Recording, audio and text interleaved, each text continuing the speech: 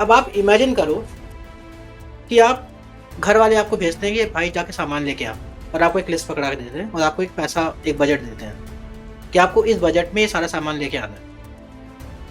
आप मार्केट जाते हो और क्या कभी आपने ऐसा किया है कि लिस्ट में जो सामान है आप वो ना लाके आप वो सामान ले आते हो जो घर में काम का ही ना हो? और कुछ ऐसा ही इस आईपीएल ऑक्शन में एसआरएच के मैनेजमेंट ने किया है, काव्या मरन ने किया है। एसआरएच जो कि आईपीएल की काफ़ी बैटिंग हैवी साइड मानी जाती थी, उनके पास कुछ ऐसे खिलाड़ी हैं जो any day any given day पे धमाल मचा सकते हैं। मतलब काफ़ी एक्सप्लोसिव बैटिंग लाइनअप है उनकी। चाहे आप ट्रेविस हेड की बात कर लो, चाहे आप अभिषेक शर्मा की बात कर लो, उनके पास हेनरिक क्लासन है, उनके पास नीतीश कुमार रेड्डी हैं, उनके पास ईशान किशन है। अब आप समझो, जिस टीम के पास हेड है, अभिषेक शर्मा है, 3 नंबर पे आपके ईशान किशन आते हैं, उनके पास नीतीश रेड्डी है, उनके पास हेनरिक क्लासन है। ये 4 ऐसी बैटिंग पावर हाउस है कि एनी डे किसी भी टीम को धराशायी कर सकते हैं। और हमने देखा भी था लास्ट ईयर पहले ही मैच में उन्होंने ऑलमोस्ट 287 रन के आसपास मारे थे और उसमें ईशान किशन की सेंचुरी आई थी। ये अलग बात है कि उसके बाद ईशान किशन का परफॉर्मेंस ही नहीं आया उस मैच के बाद। तो जब आप ऑलरेडी इतनी हैवी बैटिंग साइड हो और आपका जो इस आईपीएल ऑक्शन में काम होना चाहिए था वो होना चाहिए था कि आपको बॉलर्स पे इन्वेस्ट करना। अब आप यहाँ पे देखो, उनके पास एक्सपीरियंस बॉलर थे हमारे मोहम्मद शमी, उन्होंने इस साल 11 करोड़ में उनको एलएसजी को ट्रेड कर दिया। अब वहाँ पे उनका कोई बैकअप नहीं है करेंटली। आप काफ़ी ज़्यादा रिलाई कर जाते हो पैट कमिंस पे, और हमने लास्ट ईयर भी देखा था जब मोहम्मद शमी मार खा रहे थे, काफ़ी एक्सपेंसिव साबित हुए थे, उसके बाद उनके पास कोई प्लान नहीं था बॉलिंग ऑप्शन में। स्पिनर्स में भी आप देख लो, स्पिनर्स में उन्होंने राहुल चहर को इस बार छोड़ दिया, एडम जैम्पा को छोड़ दिया। अब उनके पास केवल एक ही स्पिन ऑप्शन है, वो है जिशान अंसारी का। तो आपको, जब आप इस आईपीएल ऑप्शन में गए थे तो आपको बेसिकली वर्क करना चाहिए था अपने बॉलिंग ऑप्शन पे, क्योंकि ऑलरेडी बैटिंग आपको ऑलरेडी क्वाइट हैवी है। टॉप ऑर्डर हैवी है, मिडिल ऑर्डर अच्छा खासा है, but middle order last year strike नहीं कर पाया था। ना नीतीश कुमार रेड्डी का उतना अच्छा आईपीएल सीजन रहा था। अनिकेत वर्मा एक अच्छी साइनिंग इन्होंने करी थी। अनिकेत वर्मा जो झांसी से आते हैं, एमपी के लिए खेलते हैं, और काफ़ी धमाकेदार पारियां उन्होंने लास्ट सीजन एसआरएच के लिए खेली थी आईपीएल में। वो आपने एक अच्छा स्काउट किया। लास्ट ईयर नीतीश रेड्डी उनके लिए एक अच्छा स्काउट थे, बट बॉलिंग पे उनका कोई प्लान नहीं था। और हमको लगा था कि जब 25 करोड़ का पर्स लेके आप अगर आईपीएल ऑक्शन में जा रहे हो तो आप बॉलिंग पे अपने काम करोगे, बट ऐसा कुछ हुआ नहीं। आपने मोहम्मद शमी को जाने दिया, उनका कोई बैकअप आप लेके नहीं आए। अभी हम डिस्कस करेंगे उन्होंने क्या क्या परचेसेस करी हैं, बट उसके पहले इनके प्रॉब्लम पे बात करते हैं। अब आप ये देखो, अब सारा दारोमदार आपका पैट कमिंस पे आता है। पैट कमिंस के साथ देने के लिए कोई दूसरा बॉलर ऑप्शन ही नहीं है इनके पास। अब आप ये सोचो, हम ये भी कहते हैं कि एसआरएच केवल ऐसी टीम है जो एनी गिवन दिन पे 200 आराम से मार सकती है, 300 भी मार सकती है। पिछले आईपीएल में ये भी हवा हो रही थी कि शायद इस बार 300 पार, और वो कौन कर सकता है? वो एसआरएच कर सकती है। और क्लोज गए भी, 287 के आसपास उन्होंने रन बनाया था, एग्जैक्ट मुझे नहीं पता, बट 280 के आसपास ही उन्होंने रन बनाया था।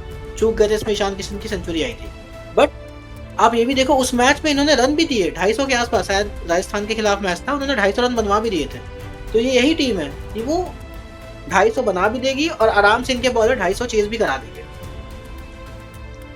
अगर हम इनकी 22 को देखें इस बार, तो उन्होंने क्या क्या परचेज किया, तो इन्होंने खरीदा है कि उनके इस तरह के परचेजेज हैं। आपने लियाम लिविंगस्टन के लिए 13 करोड़ दे दिए। अब यहाँ पे आप सेंस बताओ इसका। आपके पास ऑलरेडी काफ़ी बैटिंग हैवी साइड है और उसमें से आप 25 करोड़ के पर्स में आप 13 करोड़ लियाम लिविंगस्टन को देते हो। इनके पीछे काफ़ी ज़्यादा बिडिंग भी हुई थी लखनऊ सुपर जायंट्स में और इनमें, और इन्होंने 13 करोड़ में खरीद लिया। लखनऊ सुपर जायंट का समझ में आता है कि उनको एक लोअर डाउन द ऑर्डर एक फिनिशर चाहिए था, तो लियाम लिविंगस्टन ही एक ऑप्शन थे आईपीएल ऑप्शन में जो इस बार गए थे। बाकी मैक्सवेल, रसल, ये सब तो नहीं है, इस बार आईपीएल में ऑप्शन में नहीं रहे, तो बड़ा नाम लियाम लिविंगस्टन का ही आ रहा था। वो उनके लिए गए, उन्होंने बिडिंग हार गए और वो 13 करोड़ में एसआरएच ने उनको बाई कर लिया। अब आप ये सोचो, आपके पास ऑलरेडी काफ़ी हैवी बैटिंग साइड है, आप लियाम लिविंगस्टन को कहाँ पे खिलाओगे? आपको वर्क करना चाहिए था अपने बॉलिंग पे। आपने शमी को जब ट्रेड किया तो उनका अच्छा बैकअप चाहिए था आपको, आप लियाम लिविंगस्टन को खरीदते हो। उसके बाद सलील अरोरा एक इन्होंने अच्छी बाई करी है, अच्छे विकेट कीपर है, अनकैप्ड बैटर है और पंजाब के लिए अच्छा स्कोर किया था, मतलब काफ़ी तेज बल्लेबाजी करते हैं। फिर उन्होंने 75 करोड़ में खरीदा शिवम मावी को। अब शिवम मावी को ये लेके आए हैं 75 लाख में। ठीक है, ये एज अ बैकअप अच्छा ऑप्शन हो सकते हैं, बट ये लाइक टू लाइक रिप्लेसमेंट कहीं से भी नहीं है आपके मोहम्मद शामी के। उसके बाद जिशान अंसारी एक लेग स्पिनर है, अच्छे हैं, यंग टैलेंट है। उसके बाद एक ये बॉलर देखो आप, साकिब हुसैन, ये बिहार से आता है और काफ़ी अच्छे पेस में बॉलिंग करता है और काफ़ी अच्छा अनकैप बॉलर है ये। लेकिन ये जितनी भी आप नीचे नाम देख रहे हो ना, ये सारे या बैकअप ही खेलेंगे, आप लाइक टू लाइक रिप्लेसमेंट कहीं से भी लेके नहीं आए हो मोहम्मद शमी का। अगेन यही प्रॉब्लम है, इन्होंने अपनी बैटिंग साइड हैवी कर ली और बॉलिंग में अभी भी ये लैग कर रहे हैं। पैट कमिंस के अलावा आप बताओ इनके पास कौन सा अच्छा पेसर है? जयदेव उनादकट है इनके पास, बट आप जयदेव उनादकट से इतना ज़्यादा एक्सपेक्टेशन कर नहीं सकते।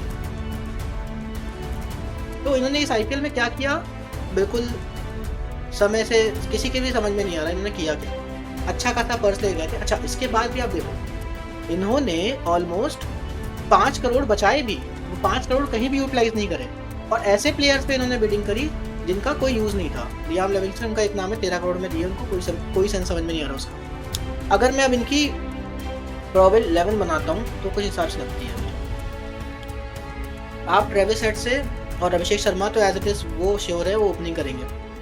उसके बाद ईशान किशन नंबर 3 पे आएंगे। अब यहाँ पे आप देखो, ट्रेविस हेड, अभिषेक शर्मा और ईशान किशन, ये 3 इनके फायर पावर है। और जिस हिसाब से ईशान किशन की करंट परफॉर्मेंस है ना, चाहे आप सैयद मुश्ताक अली ट्रॉफी में देख लो, बिल्कुल फायर पावर है तीनों। और अभिषेक शर्मा कॉन्स्टेंटली खेल रहे हैं इंडियन टीम से, काफ़ी अच्छा परफॉर्म कर रहे हैं। ट्रेविस हेड अगेन ऑस्ट्रेलिया के रेगुलर ओपनर हैं, अच्छा परफॉर्म कर रहे हैं। तो ये 3 दिन का काफ़ी ज़्यादा हैवी है। एनी डे ये अगर तीनों चल गए ना तो ये 250 तो एनी वेज पार कर बना सकते हैं, तो कोई दिक्कत नहीं। अब आप ईशान किशन तक के बाद आप देखोगे हेनरिक क्लासन उनके पास, अगेन काफ़ी धुआंधार बैटिंग करते हैं। आप इनके 1 2 3 4 देख लो, बिल्कुल फायर पावर है। उसके बाद अभी यहाँ पे लियाम लिविंगस्टन को खिलाएंगे।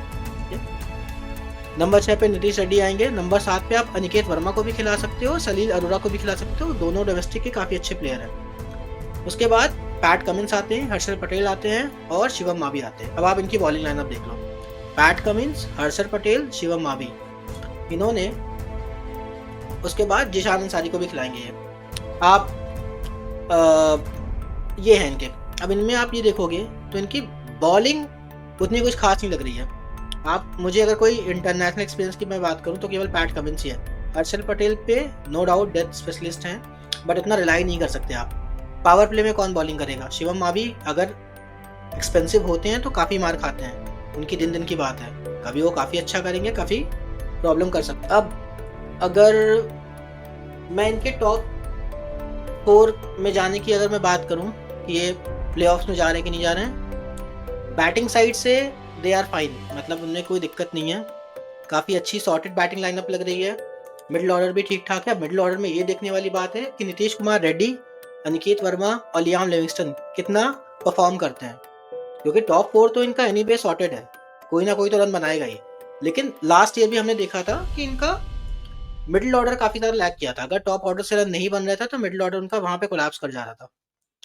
एक तो इनका प्रॉब्लम मुझे मिडिल ऑर्डर लग रहा है, क्योंकि उतना एक्सपीरियंस नहीं है। लेकिन अगर ये चलते हैं तो सॉर्टेड है। बट उनका जो अभी भी प्रॉब्लम उससे बड़ा है वो है इनका बॉलिंग ऑर्डर।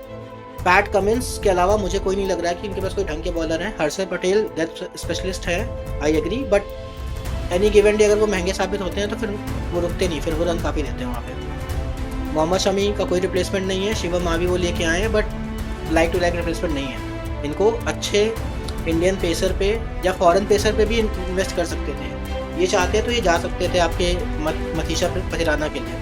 आप 5 करोड़ घर लेके जा रहे हो, वो आप किसी भी काम का नहीं आएगा आपका। जो आपने 13 करोड़ लियाम लिविंगस्टन को दिए और 5 करोड़ वहाँ पे आपने खर्च किए, 17-18 करोड़ में आराम से आपको पथिराना मिल सकते थे, जो आपके हर्षल पटेल के पैट कमिंस के साथ एक अच्छा कॉम्बिनेशन बनाते हैं।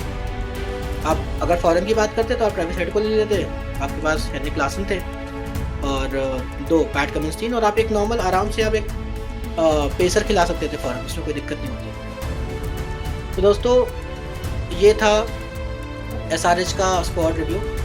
मुझे अभी भी लगता है कि शायद ये टॉप 4 में नहीं जा पाएगी, और उसके पीछे का एक ही रीज़न है कि इनकी बॉलिंग अभी भी वीक लग रही है। और मिडिल ऑर्डर इनका काफ़ी ज़्यादा यंगस्टर्स पे डिपेंड करता है। तो दोस्तों अगर आपको ये वीडियो पसंद आया तो चैनल को सब्सक्राइब करना, वीडियो को लाइक करना। मिलते हैं नेक्स्ट वीडियो में। धन्यवाद।